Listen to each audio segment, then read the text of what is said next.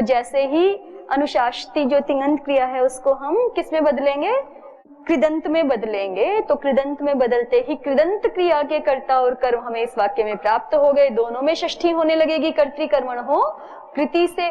तो दोनों में जब प्राप्त होने लग जाए तो उभय प्राप्त कर्मणि नियम के कारण से किस में ही होगी, फिर कर्म में ही होगी। ठीक है, तो अभी जो शंका करने वाला व्यक्ति है ये उसकी दृष्टि बताई जा रही है। ऐसे मत समझ लेना कि आचार्य ऐसा कह रहे हैं। ये प्रश्न के पीछे क्या भूमिका है उसको भी तो पता करना चाहिए ना हमें। तो जैसे ही देखिए, फिर से पढ़िए न्यासकार की पंक्ति, अत्र केचित् चोदयन्ति, यहाँ कुछ आचार्य या कुछ अध्येता, व्याकरण के अध्येता ऐसा प्रश्न करते हैं कि उभय प्राप्तो कर्मणि इत्यनेनात्र षष्ठी, कि यहाँ शब्दानाम शब्द में जो षष्ठी दिखाई पड़ रही है वो कौन से सूत्र से है, उभय प्राप्तो कर्मणि। और उभय प्राप्तो कर्मणि की स्थिति कैसे बनाएंगे वो दिखा दिया आपको वाक्य में, कि वो भले ही हमें अथ शब्दानुशासनम में कर्ता नहीं दिखाई पड़ रहा, पर प्रत्येक क्रिया का कोई कर्ता तो होता है ना, तो वो कर्ता को मान करके, कर्ता को ग्रहण करके ऐसा कह रहे हैं कि दोनों में षष्ठी प्राप्त थी, कर्ता और कर्म में, इसलिए उभय प्राप्तो कर्मणि नियम से किस में षष्ठी हो गई, कर्म में षष्ठी हो गई। और जब अगर कर्म में षष्ठी हुई है कौन से सूत्र से, उभय प्राप्तो कर्मणि से, तो ततश्च कर्मणि च इत्यनेन समास प्रतिषेधेन भवितव्यमिति, तो फिर अब समास नहीं हो सकता। शब्दानुशासनम जो समस्त पद दिखा रहे हो ना आप सूत्र में, वो आपने गलत दिखाया। व्याकरण शास्त्र में पहले ही सत्र में व्याकरण की ही गलती दिखा रहे हैं, व्याकरण के ही नियमों के अनुसार। शब्दानुशासनम शब्द ठीक प्रयोग नहीं किया, आपके ही शास्त्र से विरोध आ रहा है। एक तरफ तो आप कह रहे हैं कि दूसरे अध्याय के द्वितीय पाद में सूत्र है ना कर्मणि च, वो कहता है कि कर्म षष्ठ्यंत जो पद हैं वो अन्य समर्थ पद के साथ समस्त नहीं होते। ठीक है, जैसे उदाहरण दिए ना वहां पे, अपाम भेत्ता पुराम श्रेष्ठा आदि समास नहीं होता है, तो ऐसे ही कह रहे हैं कि यहाँ पे समास तो नहीं होना चाहिए। शब्दानाम कौन सी षष्ठी है, कर्म षष्ठी है, और कर्म षष्ठ्यंत पद का किसके साथ समास नहीं होता है, अन्य किसी भी समर्थ सुबंध के साथ समास नहीं होता। तो यहाँ समास कैसे कर दिया, शब्दानुशासनम शब्द कैसे बना दिया आपने। ठीक, तो कहा कि प्रश्न समझ में आ गया ना। उभय प्राप्त अत्र केचित् चोदयन्ति उभय प्राप्तो कर्मणि इत्यनेनात्र षष्ठी ततश्च कर्मणि च इत्यनेन समास प्रतिषेधेन भवितव्यम। यदि शब्दानुशासनम सूत्र में शब्दानाम ये षष्ठी उभय प्राप्तो कर्मणि सूत्र से कर्म षष्ठी है, तो फिर यहाँ पे आप षष्ठी समास नहीं कर सकते। किस सूत्र से प्रतिषेध होने लग जाएगा, कर्मणि च सूत्र से प्रतिषेध होने लगेगा। ये शंका उठाई। ठीक है, अब इसका समाधान न्यासकार कर रहे हैं कि एतच्चायुक्तम, ये जो बात कही जाती है कि समास नहीं होना चाहिए, ये बात ठीक नहीं है। एतच्च अयुक्तम, ये बात अयुक्त है। क्यों, यत्र ही उभयोः प्राप्तिस् तत्र अनेन कर्मणि षष्ठी विधीयते। क्योंकि देखो आप जो कह रहे हो ना कि शब्दानाम में षष्ठी उभय प्राप्तो कर्मणि सूत्र से हुई है, वो बात ही आपकी गलत है। क्यों कि यत्र ही उभयोः प्राप्ति ही, जहां दोनों में प्राप्ति हो, पहले कर्ता में भी और कर्म में भी षष्ठी की प्राप्ति हो, तत्र अनेन कर्मणि षष्ठी विधीयते। उस स्थिति में, तत्र माने उस स्थिति में जहां कर्ता कर्म दोनों में षष्ठी की प्राप्ति हो, वहां अनेन, अनेन केन उभय प्राप्तौ कर्मणि, इस सूत्र के द्वारा षष्ठी का विधान कर्म में किया जाता है। तत्र अनेन कर्मणि षष्ठी विधीयते। तत्र क्व, तत्र माने कहा, जिन वाक्यों में कर्ता कर्म दोनों में षष्ठी की प्राप्ति हो रही हो।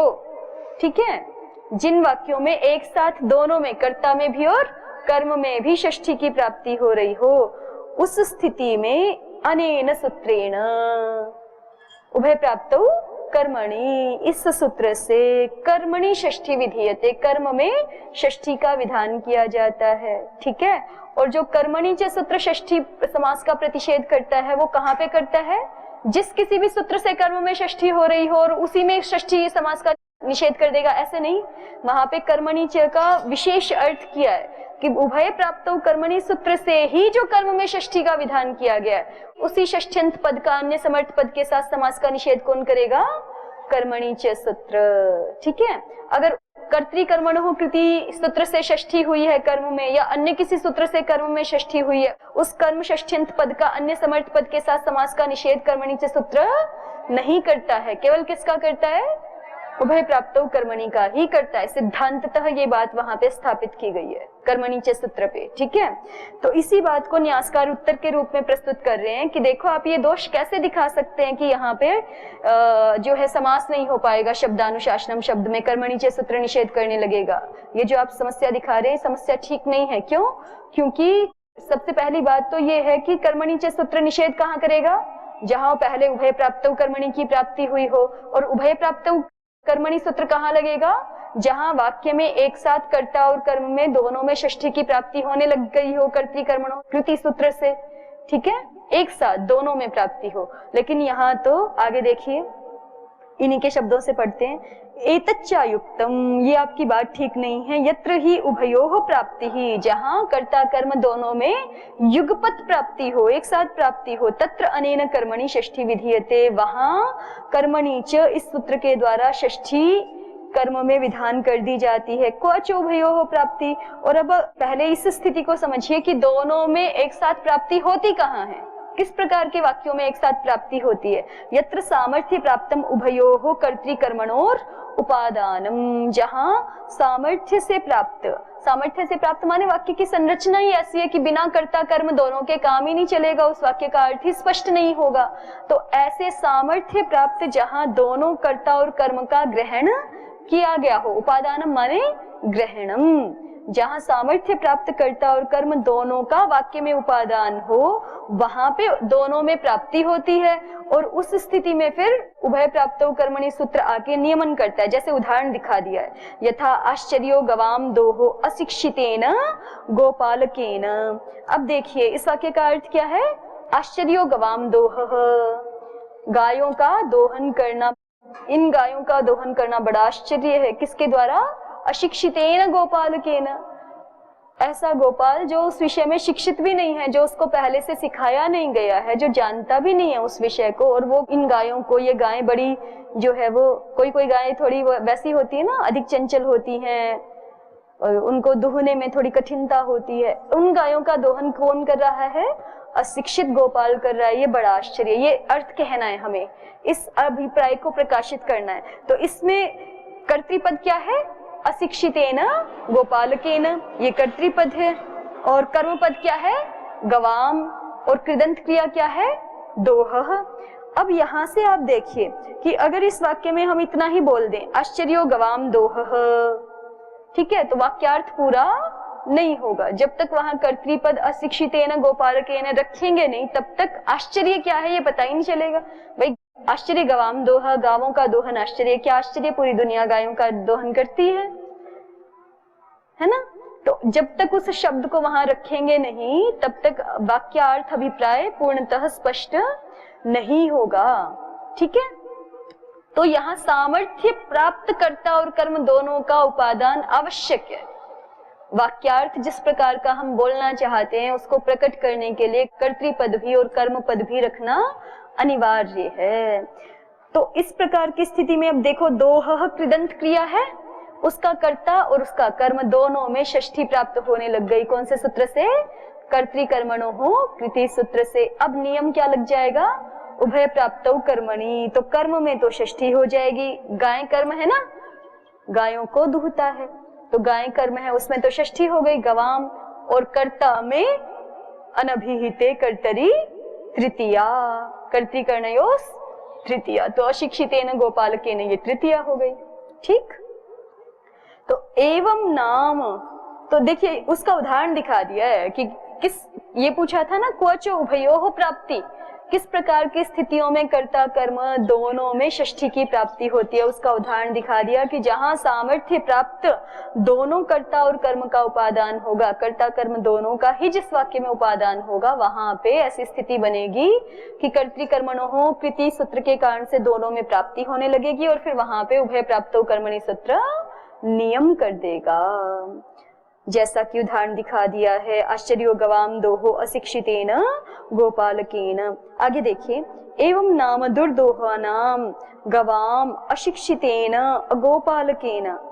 ये तो गोपालक भी नहीं कह रहे, अगोपालके न कह रहे, जो व्यक्ति गायों का पालन भी नहीं करता है। ऐसे दोह एवं नाम दुर्दोहा नाम गवाम, ये बड़ी दुर्दोह गायें हैं, कठिनता से दुही जाने वाली गायें हैं, और इनका दोहन किसके द्वारा? अशिक्षितेन अगोपालकेन, ऐसा व्यक्ति जो गोपालक भी नहीं है, पहले से गायों वाले काम को भी नहीं करता है, और ना ही जिसने उस काम को कभी सीखा है। मान लो गोपाल तो नहीं हो, फिर भी कोई लोग सीख लेते हैं ना अलग से, उसने सीखा भी नहीं है, तो ऐसे व्यक्ति के द्वारा दोह, गायों का दुहा जाना, उन गायों का दुहा जाना, इति आश्चर्यभूतो, ये यहाँ पे आश्चर्य है। अत्र गवाम दोह प्रतिपादयितुम इष्टः, यहाँ गायों का दोहन हम बताना चाहते हैं। सच यदि दुर्दोहानां गवाम उपादानं क्रियते अशिक्षितस्य अगोपालकस्य च कर्तुः एवं शक्यः प्रतिपादयितुम आश्चर्य शब्दः। हम यहाँ क्या करना चाहते हैं? आश्चर्यभूतो अत्र गवाम दोह प्रतिपादयितुम इष्टः, गायों का दोहन जो कि आश्चर्य रूप है उसको हम प्रतिपादित करना चाहते हैं। और वो आश्चर्य रूपता तभी प्रतिपादित की जा सकती है जब दुर्दोह गाय रूप जो कर्म है उसका भी वाक्य में ग्रहण हो, और जो कर्ता अशिक्षित करता है, अगोपाल करता है, उसका भी वाक्य में ग्रहण हो, तभी तो आश्चर्य दिखा सकते हैं ना, नहीं तो आश्चर्य नहीं प्रतिपादित हो सकेगा। ठीक है, उसी को दिखा रहे हैं। सच स कह स आश्चर्य रूप गवाम दोह, ठीक है, वो आश्चर्य रूप जो गायों का दोहन है वो तभी प्रतिपादित किया जा सकेगा यदि दुर्दोहानाम गवाम उपादानम क्रियते, अगर दुर्दोह गायों का हम कर्म रूप में ग्रहण करेंगे वाक्य में, और क्या करेंगे? अशिक्षितस्य अगोपालकस्य च कर्तुः, अशिक्षित जो अगोपालक व्यक्ति करता है उसका कर्ता के रूप में ग्रहण करेंगे वाक्य में। एवं शक्यः प्रतिपादयितुम आश्चर्य शब्दः, इसी तरह से हम आश्चर्य शब्द का प्रतिपादन उस वाक्य में अच्छे से कर सकेंगे। न अन्यथा, अगर कर्ता कर्म में से किसी एक को भी छोड़ देंगे तो आश्चर्य प्रतिपादन करना संभव नहीं होगा।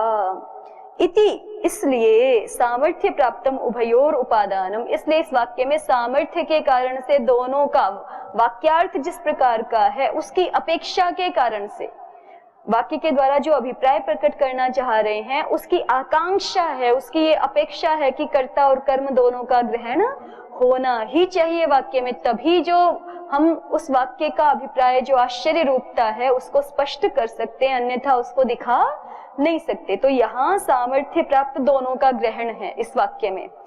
अब वापस आते हैं अपने मूल वाक्य पे। हमारा वाक्य क्या था?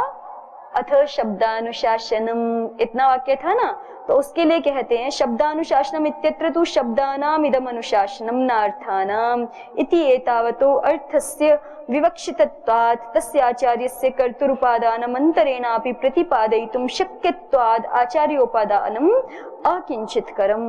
कहते हैं कि शब्दानुशासनम इत्यत्र तु, शब्दानुशासनम इस वाक्य में तो हम बस इतना ही बताना चाहते हैं। कितना अर्थ प्रतिपादित करना चाहते हैं, कितने अर्थ को कहने की हमारी इच्छा है कि शब्दानाम इदम अनुशासनम, कि ये शब्दों का अनुशासन है, न तो अर्थानाम, अर्थों का अनुशासन नहीं है। पदार्थों को पकड़ पकड़ के नहीं बता रहे हम, ये घड़ी, ये आसन, ये ऐसे ऐसे ऐसे, पदार्थों का प्रतिपादन नहीं कर रहे ना, किसका प्रतिपादन कर रहे हैं?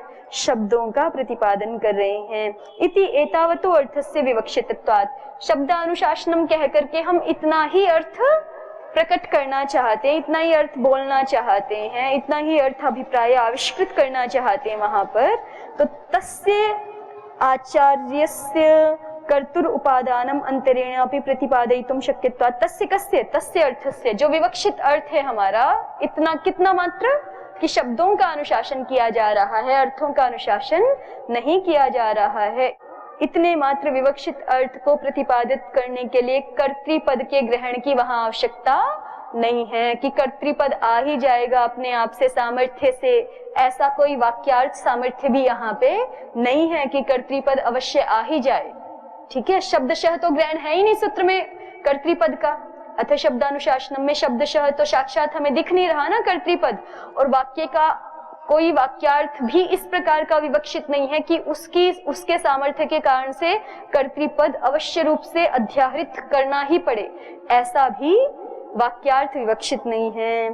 तो कह रहे हैं तस्य विवक्षित अर्थस्य आचार्यस्य कर्तुः उपादानमन्तरेणापि प्रतिपादयितुं शक्यत्वात्। जो हमारा विवक्षित अर्थाभिप्राय है यहाँ वाक्य का, वो इस वाक्य में अगर हम कर्तृपद का उपादान ना भी करें, आचार्य रूप कर्तृपद का उपादान ना भी करें, तो बिना उस कर्तृपद के ग्रहण के भी हम विवक्षित अर्थ का प्रतिपादन कर सकते हैं।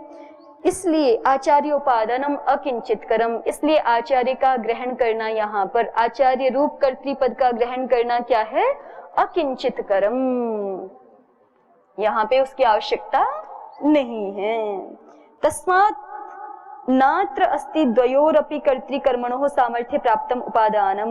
इसलिए अथ शब्दानुशासनम वाक्य में हम ऐसा नहीं कह सकते कि यहाँ दोनों का ग्रहण है। साक्षात ग्रहण तो है ही नहीं, केवल कर्म का ग्रहण दिख रहा है ना हमें, शब्द रूप कर्म का ग्रहण दिख रहा है, आचार्य रूप कर्ता का ग्रहण साक्षात तो दिख ही नहीं रहा, और सामर्थ्य प्राप्त ग्रहण भी यहाँ पर नहीं है। तो ततश्च उभयोः प्राप्तिरपि नास्त्येव, तो दोनों कर्ता और कर्म में षष्ठी की प्राप्ति हुई ही नहीं। जब वाक्य में कर्तृपद है ही नहीं तो उभय प्राप्तो कर्मणि का विषय कहाँ बना, और जब उसका विषय ही नहीं बना तो इसका मतलब षष्ठी जो आप बता रहे हो उभय प्राप्तो कर्मणि सूत्र से हुई है, वो उभय प्राप्तो कर्मणि सूत्र से षष्ठी यहाँ नहीं हुई है। देखिए ततश्च उभय प्राप्तिरपि नास्त्येव, इसलिए दोनों में जो कर्ता कर्म में आप षष्ठी की प्राप्ति दिखा रहे थे वो नहीं है। असत्याम च तस्याम न उभय प्राप्तो कर्मणि इत्यनेन षष्ठी, और जब दोनों में प्राप्ति ही नहीं है कर्ता कर्म में एक साथ षष्ठी की, तो फिर वहां कौन सा नियम नहीं आएगा? उभय प्राप्तो कर्मणि नियम नहीं आएगा। तो इसका मतलब शब्दान अनुशासनम में जब हम इसका विग्रह करते हैं शब्दानाम अनुशासनम, तो शब्दानाम इस पद में जो षष्ठी सुनाई पड़ रही है वो कौन से सूत्र से नहीं हुई है? उभय प्राप्तो कर्मणि सूत्र से नहीं हुई है। तो कौन से सूत्र से हुई है फिर? कर्तृकर्मणोः कृति से ही हुई है। देखिए आगे लिखा ही है, असत्याम च तस्याम न उभय प्राप्तो कर्मणि इत्यनेन षष्ठिकेन तर्हि कर्तृकर्मणोः कृति इत्यनेन। कर्तृकर्मणोः कृति इसी सूत्र से ही षष्ठी हुई है, और जब कर्तृकर्मणोः कृति सूत्र से षष्ठी होती है तो कर्मणि च सूत्र निषेध नहीं करता है षष्ठी समास का। कर्मणि च सूत्र केवल कहाँ निषेध करता है? जिन वाक्यों में कर्म में षष्ठी कौन से सूत्र से हुई हो? उभय प्राप्तो कर्मणि, उसी षष्ठ्यंत पद के समास का निषेध कर्मणि च सूत्र करता है। अन्य सूत्रों के द्वारा अगर कर्म में षष्ठी हुई है तो वहां तो समास का निषेध नहीं करता है। तो इसलिए आप जो प्रश्न उठा रहे थे कि शब्दानाम अनुशासनम में षष्ठी समास होना ही नहीं चाहिए, वो आपका प्रश्न ठीक नहीं है, शंका ठीक नहीं है। ततश्च इद्म प्रवृश्चनवत् समासः, इद्मानाम प्रवृश्चनम, यहाँ पे समास होता है इद्मानाम में षष्ठी ही है कर्म में ही। इद्मों को प्रवृश्चन माने काटने वाला, कोई कुल्हाड़ा आदि साधन, ठीक है। तो वहां जैसे समास हो जाता है वैसे ही यहाँ भी शब्दानाम अनुशासनम में समास हो जाएगा।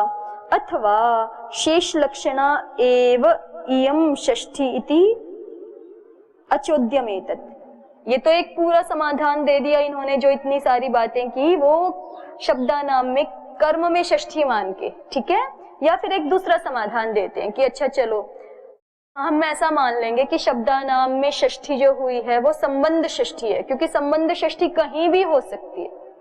जैसे अभी ऊपर एक वाक्य पढ़ रहे थे ना, वेदस्य उपकरोति व्याकरणम वेदस्य उपकरोति, होना तो चाहिए सीधे सीधे व्याकरणम वेदम उपकरोति, है ना, वेद को उपकृत करता है, वेद कर्म है। लेकिन षष्ठी किसी भी अर्थ में प्रयोग की जा सकती, कर्ता में, कर्म में, करण में, संप्रदान में, अपादान में, कहीं भी षष्ठी का प्रयोग हो सकता है, ठीक है। तो ये कह रहे हैं कि हम जो है यहाँ पे शब्दानाम अनुशासनम, ये शब्दानाम षष्ठी कौन सी षष्ठी मान लेंगे? संबंध षष्ठी मान लेंगे। ये दूसरा पक्ष दे दिया। कई पक्षों से समाधान दिखाते हैं ना, तो पहला पक्ष शब्दानाम इस पद में कर्म में ही षष्ठी मानते हुए क्या समाधान संभव है वो दिखाया। अब दूसरा पक्ष लेकर के दिखा रहे हैं कि या फिर हम कहेंगे कि ये कर्म में षष्ठी नहीं है, हमने ये किस में षष्ठी की है? संबंध में षष्ठी की है। और जब संबंध में षष्ठी की तो उभय प्राप्तो कर्मणि का बात ही खत्म हो गई। न उभय प्राप्तो कर्मणि से षष्ठी है, ना ही कर्मणि च सूत्र समास का निषेध करेगा वहां पर, ठीक है, तो शब्दानुशासनम शब्द में षष्ठी समास हो ही सकता है। अथवा शेष लक्षणा एव इयम षष्ठी, शेष लक्षणा षष्ठी माने संबंध षष्ठी, संबंध षष्ठी ही है ये। इति अचोद्यमेतत्, इसलिए जो आपने प्रश्न उठाया था वो प्रश्न ही युक्त नहीं है। अस्तु अस्तु एतावदेव अद्य। ओम शांति शांति शांति। ओम श्री परमात्मने नमः। ओम श्री गुरुभ्यो नमः। ओम सर्वेभ्यो